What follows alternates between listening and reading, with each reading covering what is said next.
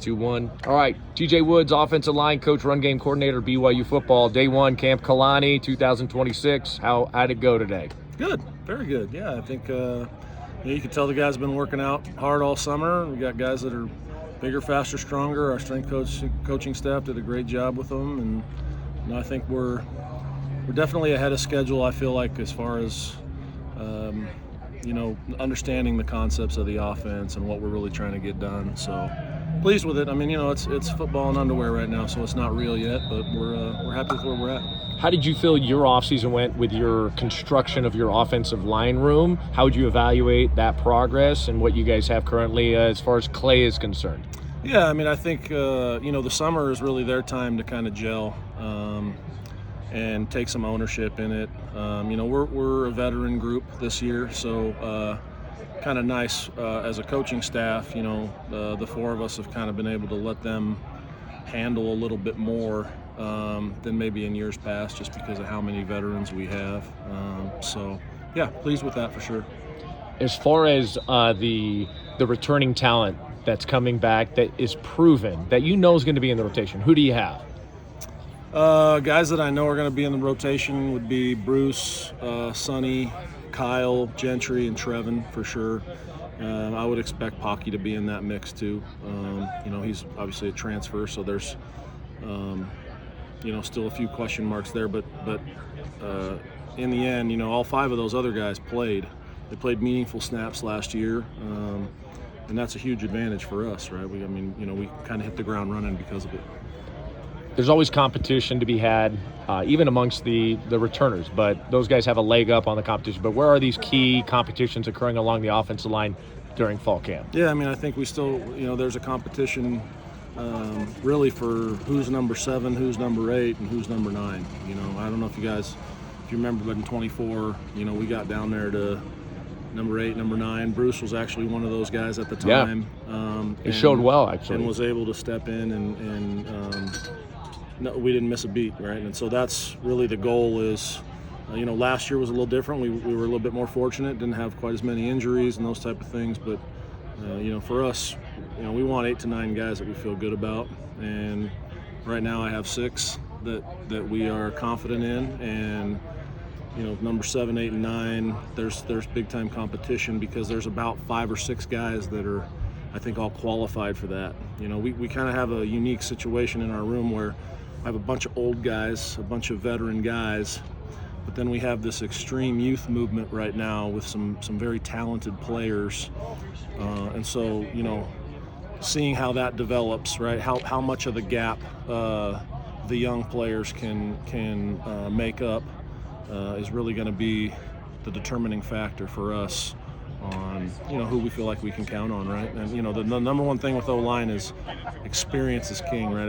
It's just cohesion. It's so hard. Yeah. It's so hard for me to simulate everything that you get in a game. Like, there's nothing better than actual game reps for offensive linemen. So that's kind of the heartbeat of our, the pulse of our unit right now. So potentially, you're talking about the young talent. Those guys could be potentially more physically gifted, but if they don't align with the whole unit, right, that collective unit, they have a competitive disadvantage because they don't execute within the team. Exactly right. Exactly. And offensive line is, it's a balance between, it's the most important unit on the team because you have to play as a unit. So we're not looking for the 5 best players. We're looking for the 5 that play the best together. And so I think that's really what fall camp is about, right? Spring ball, summer, all that stuff is really kind of just assessing people's talents. Now it's more about making sure we have chemistry and who can play with, who can trust each other, who can play well together.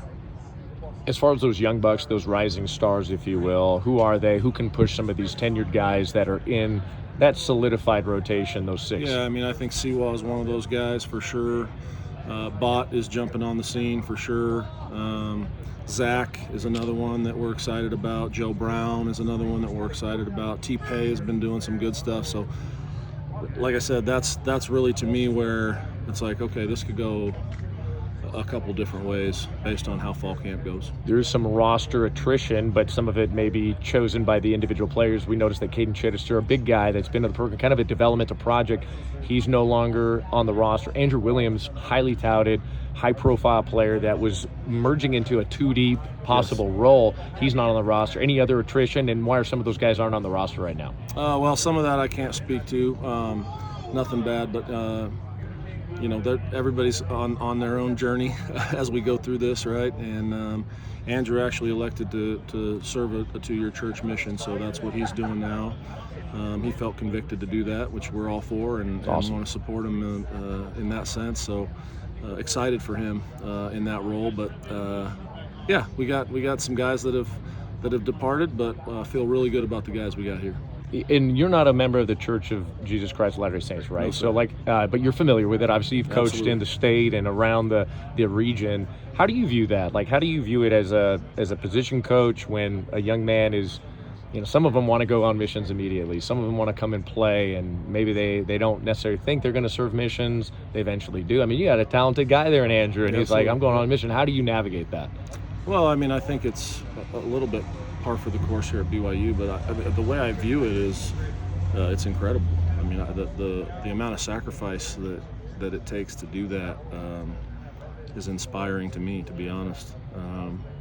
Especially now you talk about, you're asking kids in their most selfish years, right? I mean, one of the hardest parts is to teach kids to think about others, right, at that age, and they're able to do that, right? And I think that's just a tremendous thing. And I also think now in the world of NIL too, like there's even more sacrifices, right? Like these guys have opportunities at times to change their families' lives and things like that, and they're still electing to go serve their church, which is very inspiring. Like I said, it's pretty cool. It could be, I mean, most coaches in college football look at it as a complete competitive disadvantage.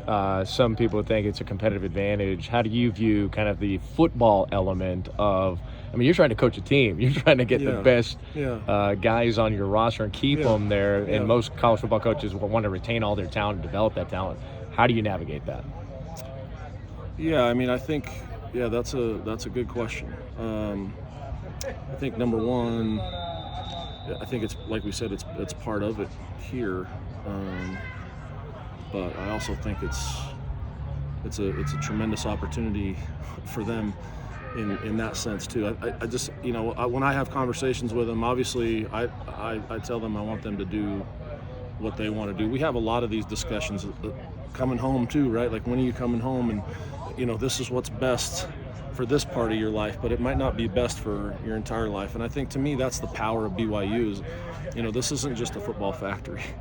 We're obviously, we want to win games. We're here to win games. Nobody's more competitive than me, I promise you. But in the end, it's about more here, right? There's more things. There's more objectives at a place like BYU. And so I think that part is it's cool. Do I think it's a disadvantage? I don't think it's a disadvantage. I don't know if it's.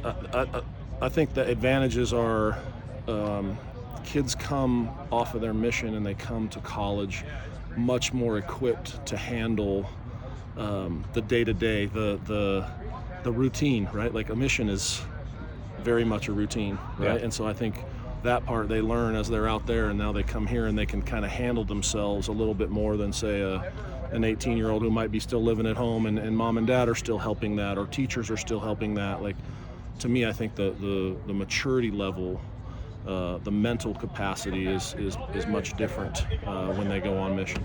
Reverting back to this team and protecting Bear and blocking for Bear and LJ, how confident are you that this team can be just as good or even better than last year's team, and why? Well, I'm very confident. I was very confident last year. I think we have good players.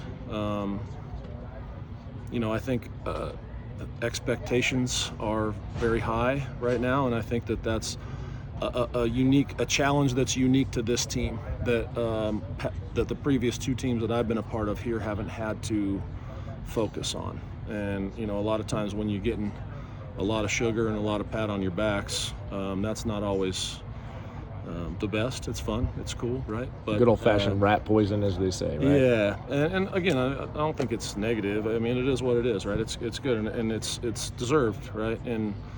But I think, we say in the O-line room, success is a receipt. It's not a reservation.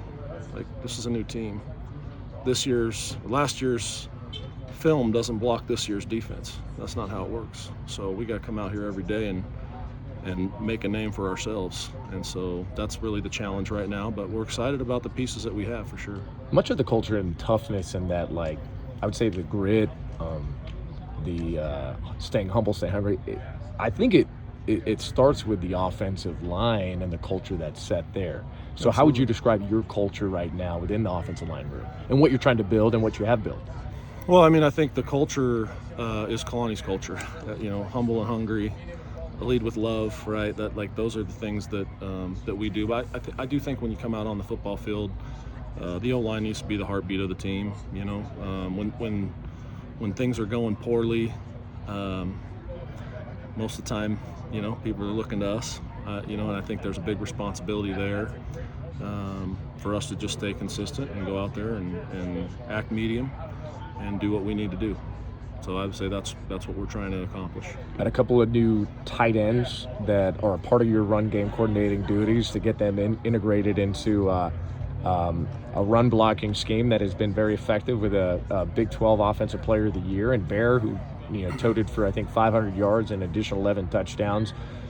How do Roger and Walker and Kean and some of these tight ends integrate into that run game? And you even got some really big wide receivers that are fantastic. Watch Reggie, JoJo, Kyler. That's a lot of length, a lot of physicality to help you guys get to the second and third levels when you guys do run effectively. Yeah, we do, and those guys have a big responsibility with how much perimeter run game we run too. We're not running A gap to A gap the entire game, so we're fortunate. I mean, it's an entire team buy-in to be able to do that, and we're excited about the tight ends. They showed in spring ball that they have a willingness to do it, and we've been challenging them in that setting too. They got big shoes to fill too. I mean, Carson Ryan was awesome, as good as I've been around in that arena, and so that'll be a big challenge for them. But love the direction that they're headed, and it matters to them, and I think that's the first step. I think a lot of times throwing the football and all that's the fancy stuff. That's what everybody's attracted to. But we have kids that have a willingness to be a little gritty, to get down in the trenches and win football games that way too. So we're fortunate. How would you describe your run game? Right, obviously it's A-Rod's architecture. You implement what he wants to employ, but how would you describe what BYU does in the run game, and what are defensive coordinators saying? They're like, man, how do we stop this? Yeah, I mean, I think we're multiple. I think that's the biggest thing. We run a lot of schemes. We don't just run one play. Obviously, we have our bread and butter that we kind of hang our hat on, but in the end, you might see three schemes that you haven't seen at all on tape, but they're things that we've been practicing out here, obviously. So I would say that's probably the biggest thing is we're multiple. We want to attack the defense at different puncture points, right? So we're not just going to run in between the tackles the whole game. We're not going to run outside the tackles the whole game. We're going to have a combination of a physical run game and a little bit of a finesse run game at times too. How do you protect Bear so we can take that next step sophomore season, and what do you expect from Bear from a quarterback standpoint this year, as the guy that's protecting him, keeping him on his feet, trying to get him to maybe slide on occasion, get out of bounds on occasion? Yeah, no, I mean, that's Bear does a pretty good job protecting himself a lot of times. You know what I mean? He's pretty he's got a good feel for the rush and those type of things, but obviously we take a lot of pride in keeping the chief clean, as we say, and keeping him upright in the pocket, and that's definitely going to be a point of emphasis this year. I think Bears number 47 isn't going to be surprising anybody this year, so it'll be I think a little bit different challenge for us this year. TJ Woods, thanks so much. Appreciate you. Thank you.